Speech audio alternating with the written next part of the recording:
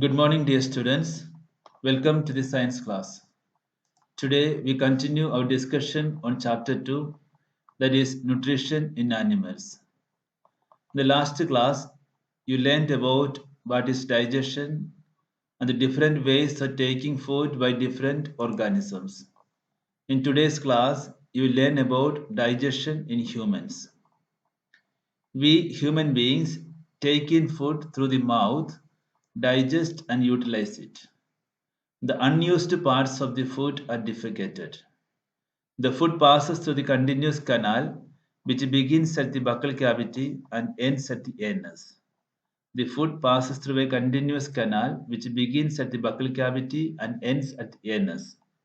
The canal can be divided into various compartments: the buccal cavity, food pipe or esophagus, stomach, small intestine, large intestine ending in the rectum, the anus. These parts together form the alimentary canal or digestive tract.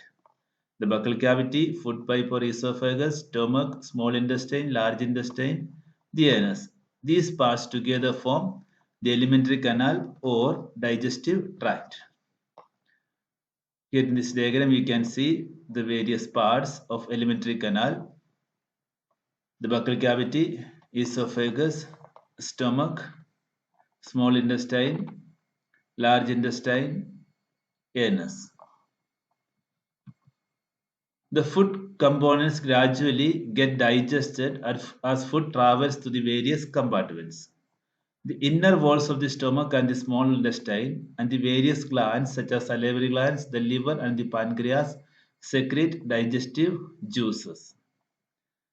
The digestive juices convert complex substances of food into simpler ones.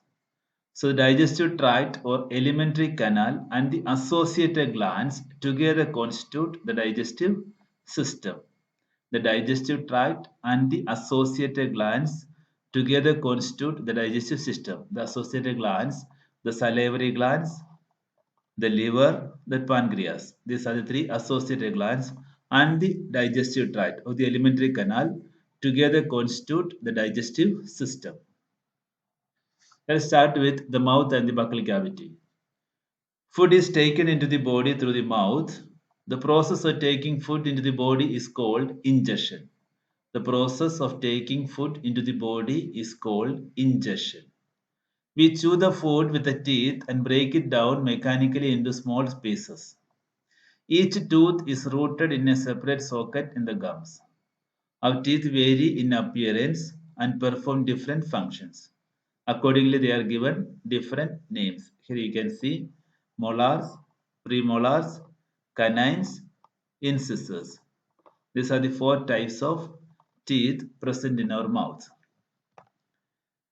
Let's go for an activity. To understand the different types of teeth and their functions. Wash your hands, look into the mirror and count your teeth. Use your index finger to feel the teeth. How many kinds of teeth could you find? Take a piece of an apple or bread and eat it. Which teeth do you use for biting and cutting? And which ones for piercing and tearing? Also find out the ones that are used for chewing and grinding. Record your observations. See, for cutting and biting teeth, on the lower jaw we have got 4 teeth and upper jaw we have got 4 teeth. Let us find out that one. For cutting and biting, we use incisors. See, these are the 4 incisors on lower jaw. 4 incisors are present on the upper jaw. So 4 plus 4, 8. Then for piercing and tearing teeth, we use canines. There are 2 canines on the lower jaw and 2 canines on the upper jaw. 2 plus 2, 4 canines. For chewing and grinding the teeth, we use molars and premolars. Molars 3 plus 3, 6, and premolars 2 plus 2, 4. So 4 plus 6 on the lower jaw, 4 plus 6 on the upper jaw. So total 10 plus 10, 10 plus 10, 20. So total number of teeth are 32.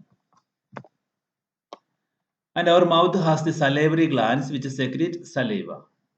Let us find out the action of saliva on food. Take 2 test tubes, label them A and B.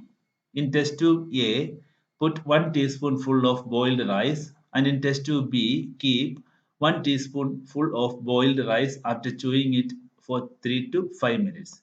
In test tube A, take 1 teaspoonful of boiled rice, and test tube B, take 1 teaspoonful of boiled rice after chewing it for 3 to 5 minutes. Add 3 to 4 ml of water in both the test tubes. And now pour 2 to 3 drops of iodine solution in each test tube and observe. Why is there a change in color in the test tubes? So test tube A shows blue-black color, whereas test tube B does not show blue-black color. Why? Since test tube B has boiled rice which were chewed for 3 to 5 minutes, the saliva present in mouth has acted upon starch to break down into sugars. The saliva breaks down the starch into sugars, so it does not show any color in the presence of iodine solution. In test tube B, the boiled rice in test tube A has not been exposed to saliva. So starch is present, which is indicated by blue-black color on addition of iodine solution. The tongue.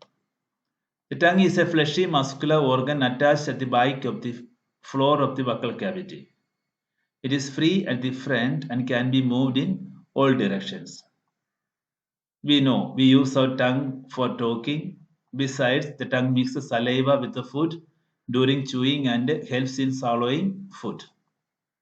We also taste food with our tongue. These are the functions of tongue. The tongue has taste buds that detect different tastes of food.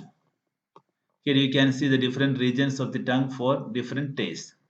The front portion, you can say salty taste, then the sweet taste, both sides, the sour taste, and the back side, bitter taste, the middle portion, umami taste. Dear students, this is all for today's class. Hope you all have understood it. Thank you.